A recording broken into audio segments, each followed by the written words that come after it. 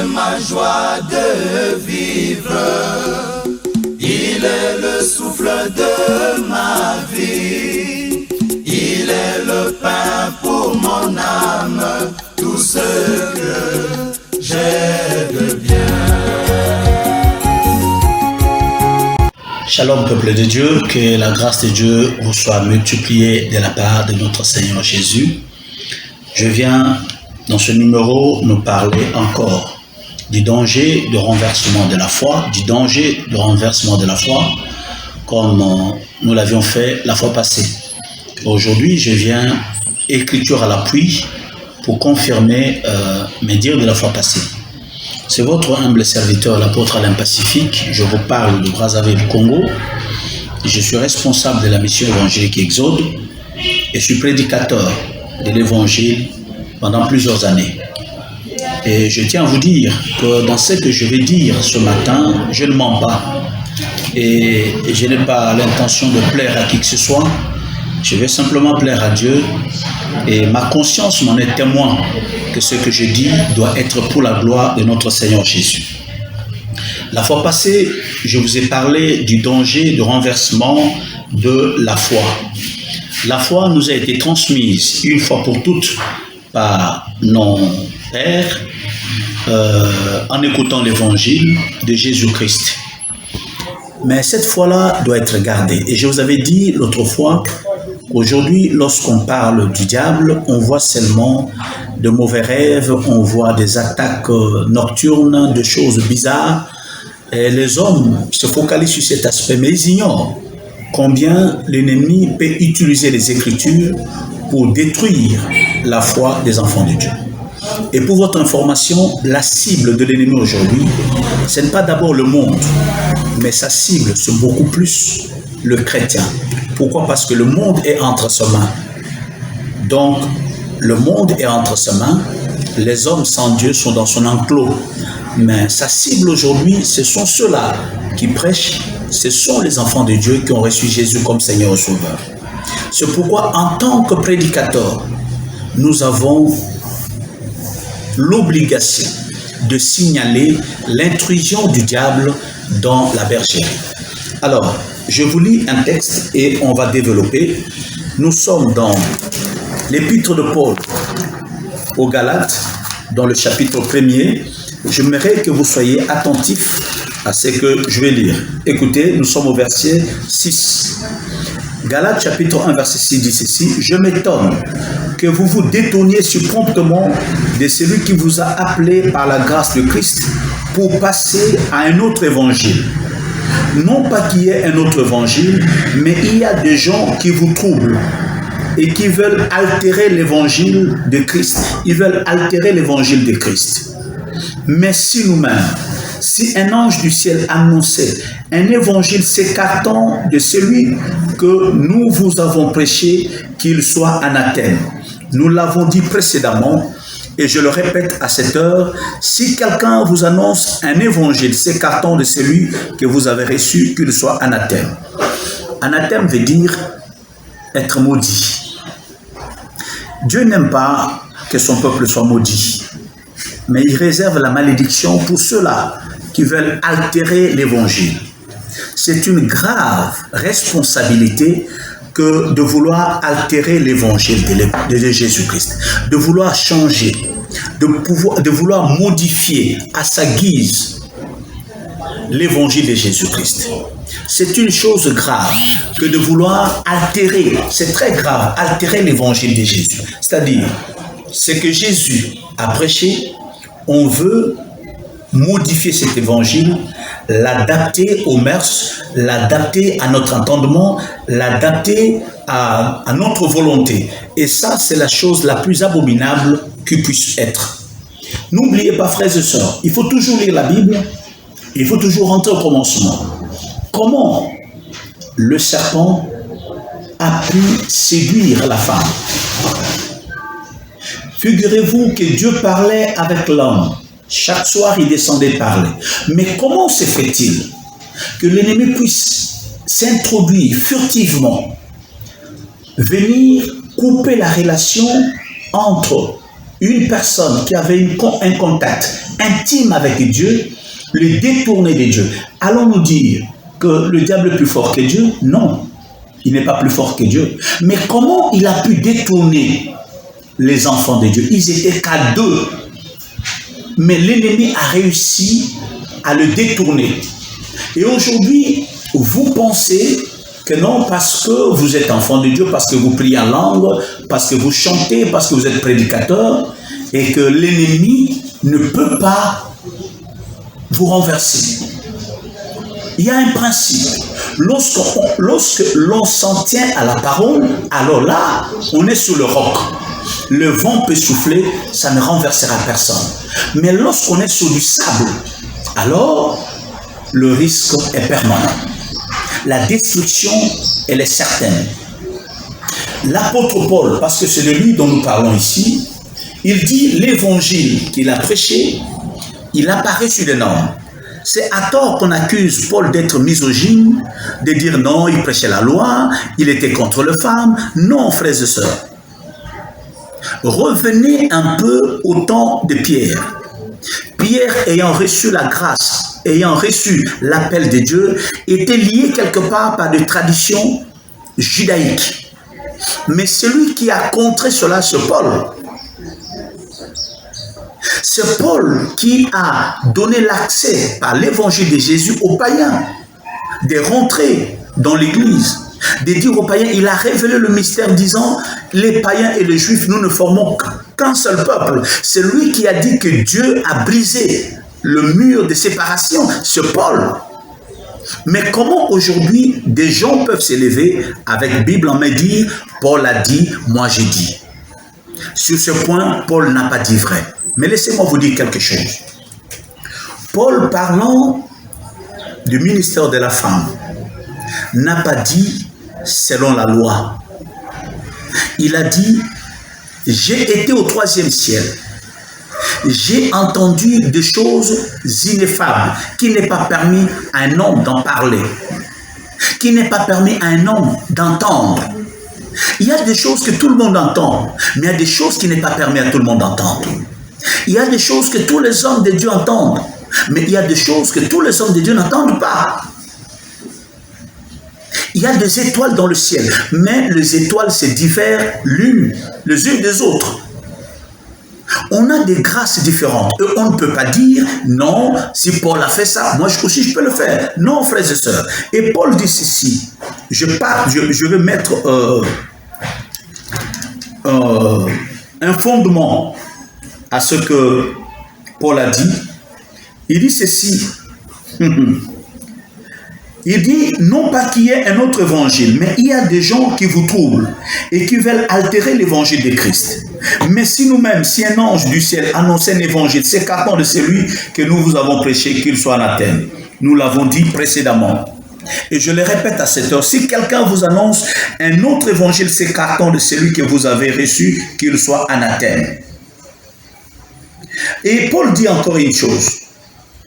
Ce qu'il dit, ce n'est pas une révélation spirituelle, ce n'est pas une révélation de Jésus-Christ, qu'il a eu connaissance de ces mystères.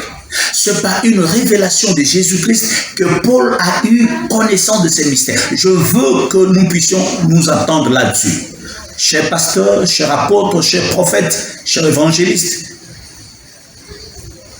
Dieu te demandera compte et il te dira ce que tu as dit. C'est sur quelle base tu l'as déclaré. Qui t'a dit de le dire? Paul dit ici, c'est sur base d'une révélation spirituelle, une révélation de Jésus-Christ. Voilà la base. Il dit, si je prêche ces choses, si je dis que les femmes ne prêchent pas, n'enseignent pas dans les assemblées de saints, ce n'est pas une révélation de Jésus-Christ. Mais pourquoi aujourd'hui, nous-mêmes, le pasteur, nous nous levons pour nous opposer à ce que Paul a dit? Donc, ceux qui s'opposent à ce que Paul a dit se placent sous une malédiction. Alors, vous voulez vous placer sous une malédiction? Comment voulez-vous changer ce que Dieu a dit? Il a dit, je ne permets pas, comme il le dit dans 1 Timothée, je vais lire cela, dans 1 Timothée chapitre 2, verset 13, qu'est-ce qu'il verset 12 dit? Je ne permets pas à la femme d'enseigner, ni dépend de l'autorité sur l'homme, mais elle doit demeurer dans le silence. Pourquoi? Car Adam a été formé le premier, Ève ensuite. Pourquoi? Adam n'a pas été séduit, mais c'est la femme séduite qui s'est rendue coupable de transgression. Voilà les arguments de Paul. Mais aujourd'hui, la doctrine de femmes prédicateurs, la doctrine des consécrations de femmes, elle tient sa base d'où? Quelle est l'écriture qui soit le soubassement de cette pratique? Vous verrez, vous attendez des gens dire non, le Saint-Esprit est descendu sur tout le monde. Oui, le Saint-Esprit est descendu sur tout le monde. Il y a plus d'hommes et femmes. Maintenant, vous avez le sexe. Il y a des femmes, il y a des hommes. Et la sémence sort de l'homme pour aller vers la femme, pour qu'il y ait un enfant. Ce n'est pas une injustice. Mais c'est la loi de Dieu. Il a établi ça comme ça. Dans une maison, il y a un père, il y a une mère, il y a des enfants. Mettre de l'ordre dans une maison, ce n'est pas de l'injustice. Le membre du corps n'ont pas tous le même rôle. Le doigt n'a pas le même rôle que l'œil. L'œil n'a pas le même rôle que le nez. Le nez n'a pas le même rôle que la bouche. Mais ça ne veut pas dire que le nez va dire, parce que moi je ne mâche pas, Dieu est injuste. Moi aussi je vais mâcher comme la bouche. Non. Dieu, pour mettre de l'ordre dans sa maison, il dit, je donne le ministère de la parole à l'homme. Et je ne permets pas, ce n'est pas Paul. Il a reçu une révélation. Frères et sœurs, je le répète encore aujourd'hui, cette doctrine des consécrations de femmes au ministère est une hérésie. C'est une déviation. C'est de l'apostasie dont on veut altérer l'évangile de Jésus-Christ. Et ça, encore une fois, c'est le coup du diable, comme il a frappé dans l'Éden. C'est la même chose qu'il est en train de faire aujourd'hui. Et Paul dit, je m'étonne que vous voulez passer à un autre évangile. Il dit, il n'y a pas un autre évangile, mais il y a des hommes qui vous troublent. Frères et sœurs, il y a des hommes qui vous troublent avec cet évangile. Le problème que nous avons aujourd'hui, c'est quoi? L'Église n'est plus une entité de Dieu, mais ça devient une affaire personnelle. C'est mon Église. Quand je ne suis pas là, alors pour qu'il n'y ait pas de trouble, c'est ma femme qui va prendre. Et pour que ma femme prenne, il faut que je défende le ministère de femme. Frère, tu es devenu ce que tu es devenu. Ce n'est pas parce que ta mère t'a donné l'Église ou bien ton père t'a donné l'Église. Non, c'est Dieu qui t'a donné ces dons. Dieu, s'il veut bénir ta famille, il va bénir ta famille. Il veut bénir tes enfants, il va bénir tes enfants. Mais comment tu veux altérer l'évangile de Jésus pour tes besoins personnels? Aujourd'hui, l'homme est devant, c'est la femme qui devient la responsable, la jointe de l'église, c'est l'enfant, des choses comme ça. Frères et sœurs, faisons très attention. Pierre avait une femme, Pierre avait des enfants. Il n'a pas laissé l'église à son fils ou à ses enfants. Je ne dis pas qu'un enfant d'un pasteur ne peut pas recevoir un appel. Non, un appel, c'est autre chose. Mais je parle de cette pratique qui est devenue courante aujourd'hui. Et à cause de ça, parce que l'Église est devenue un bien privé, alors nous devons maintenant fabriquer des doctrines. Donc la femme doit être dans le ministère, la femme doit être dans le ministère. Si l'homme n'est pas là, c'est la femme qui doit être là pour gérer. Gérer quoi? La finance. Voilà encore l'esprit de Judas dans l'Église, l'esprit de Judas, l'amour de l'argent. Dieu peut te bénir en dehors du ministère. Dieu peut te bénir d'une manière, le voix de Dieu sont insondables.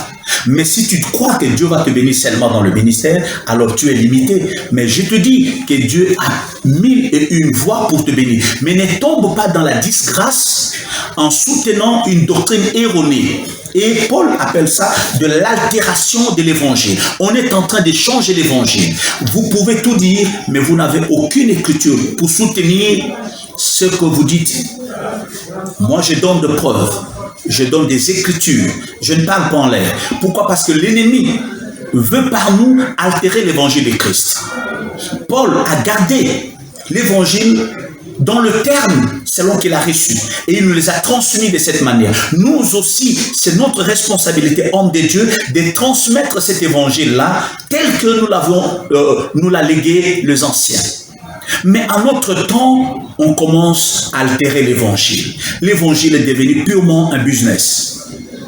L'évangile est devenu une affaire de réussite sociale. Ce n'est pas pour ce but-là que nous avions été appelés. Nous avions été appelés pour le perfectionnement des saints, pour l'édification du corps de Christ en vue de l'œuvre du ministère. Combien de gens, que Dieu bénisse les hommes de Dieu, qui se tiennent encore sur la brèche et qui prêchent ce vieux évangile. Mais aujourd'hui, l'évangile est devenu une histoire de notoriété. Je dois être connu par tel président, je dois être populaire. Et pour cela, il faut prêcher l'évangile qui plaise aux gens, qui ne blesse personne. Écoutez, la parole de Dieu est une épée à double tranchant.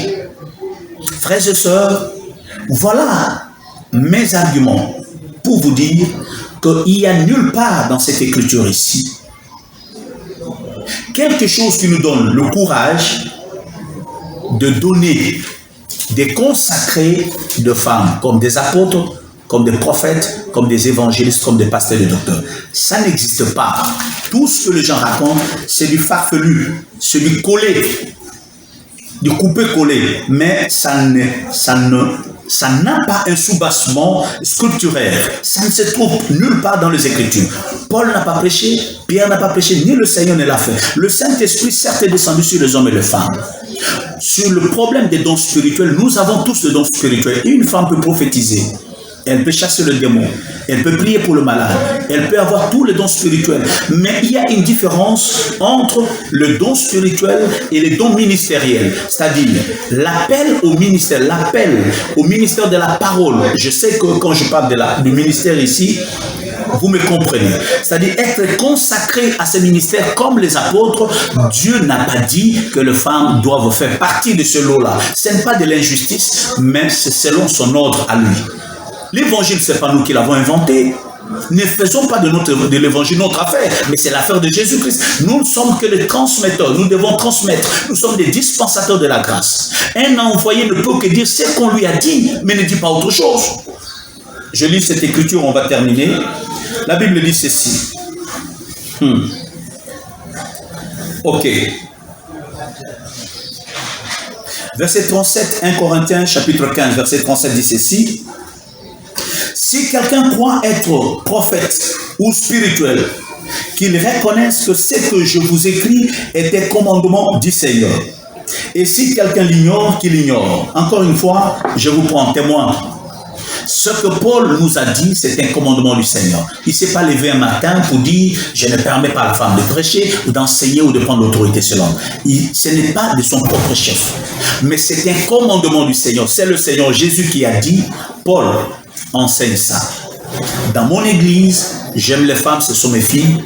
Elles peuvent chanter, elles peuvent travailler pour le moment, elles peuvent travailler dans d'autres fonctions. Mais quant à la prise de la parole dans l'assemblée des saints, diriger l'église, je réserve ça aux hommes. Comme dit-on de la loi, il a réservé le sacerdoce aux Lévites. Et aujourd'hui, il les a donnés aux hommes. Mais ne créons pas des troubles. Et c'est pourquoi Paul termine son discours en disant « Si quelqu'un l'ignore, qu'il l'ignore ». Et ce qu'il dit, ce n'est pas une affaire d'un homme. Il dit ceci, si quelqu'un croit être prophète, vous qui me suivez, si vous vous croyez prophète, ou si vous vous croyez spirituel, alors si vous êtes spirituel, vous allez reconnaître que ce que Paul a dit est aussi spirituel. Reconnaissez que ce que je vous écris est un commandement du Seigneur. Et si quelqu'un l'ignore, qu'il l'ignore. Bien aimé, je vais m'arrêter là en disant, si quelqu'un croit être spirituel, si quelqu'un croit être prophète, apôtre, docteur, enseignant, qui que ce soit, vous devez comprendre que ces choses ne sont pas l'œuvre d'un homme, mais c'est un commandement du Seigneur. Je termine. Je ne suis jamais misogyne. J'aime les femmes, j'aime ma femme, j'aime mes filles, je les aime beaucoup. J'ai des enfants à l'église de filles, je les aime beaucoup. Mais je ne veux pas de gens qui vont entraîner nos sœurs sauvées, qui ont la grâce de Dieu, qui vont les détourner de la voie du ciel pour les envoyer en affaires. Et frères et sœurs de foi, nous haïssons les gens qui nous disent la vérité, mais nous caressons les gens qui nous disent du mensonge. Le monde aime les gens qui les caressent dans le sens du poil. Mais quand vous dites la vérité passe pour quelque chose d'abject. Alors écoutez-moi, frères et sœurs, ceux qui vous disent, qui vous encouragent, vous mes sœurs, à dire non, vous avez la grâce, vous avez les dons, vous pouvez avoir les dons. Vous pouvez prophétiser, je n'en disconviens pas. Vous pouvez prier, chasser le démon, ce n'est pas mal. Mais que ces dons-là ne vous trompent pas. Un don n'est pas un appel ministériel. On peut avoir un don de guérison, mais ce n'est pas un appel ministériel. Il y a une différence entre l'appel au ministère de la parole et le don spirituel qu'on reçoit, que tous les enfants de Dieu reçoivent. Jean-Baptiste était prophète, il n'a fait aucun miracle, mais il avait l'appel authentique de Dieu. Ne vous y trompez pas, que les dons spirituels ne vous trompent pas, parce que vous parlez en langue, parce que vous avez des visions, parce que vous prophétisez et vous dites non, j'ai un ministère, je suis une femme, j'ai le ministère, je prie pour les gens. Oui, ma soeur, tu pries, je ne doute pas, c'est que c'est Dieu, mais il ne t'a pas dit que tu ministres la parole. Et si même tu as rêvé, toi-même tu as rêvé que Dieu t'a dit, tu es pasteur, ces rêves-là viennent du diable. Pourquoi? Parce que Dieu ne contredit pas sa parole. Et n'oubliez pas que le serpent a séduit la femme dans le jardin. Qui était-elle? Une femme sainte, une femme craignant Dieu, une femme aimant Dieu. Mais c'est cette femme-là qui a été renversée. Elle est devenue la mère à problème pour l'humanité. Ne devient pas la mère à problème. On peut travailler pour Dieu, mais pas avec Dieu. Je te conseillerais de travailler avec Dieu. Alors, chers amis, je m'arrête là, il est temps. Prenez ça comme un conseil d'un homme de Dieu. Et je sais de quoi je parle. Je vous aime, mais là, je parle du danger du renversement de la foi. Une autre doctrine falsifiée, l'altération, elle rentre dans l'évangile de Jésus et elle est en train de changer le visage de l'évangile. L'évangile bon chic, bon genre, l'évangile qui plaît aux gens, l'évangile cosmétique, l'évangile qui ne touche pas le cœur, l'évangile sensuel. Ce n'est pas de ça dont nous avons besoin. Nous avons besoin de l'évangile qui transforme notre âme, notre corps, notre esprit. Et notre objectif, c'est d'être comme Jésus. C'est ça notre modèle. On ne reçoit pas l'évangile pour seulement avoir de bien, mais la plus grande bénédiction, c'est lorsque notre vie ressemble à celle de Christ. Comme il a été, comme nous devons être. Et je termine en disant, tel est le céleste, tels sont aussi les célestes. Mais tel est le terrestre, tels sont aussi les terrestres. Ressemblez à celui qui est céleste. Et que Dieu vous bénisse. Je vous aime.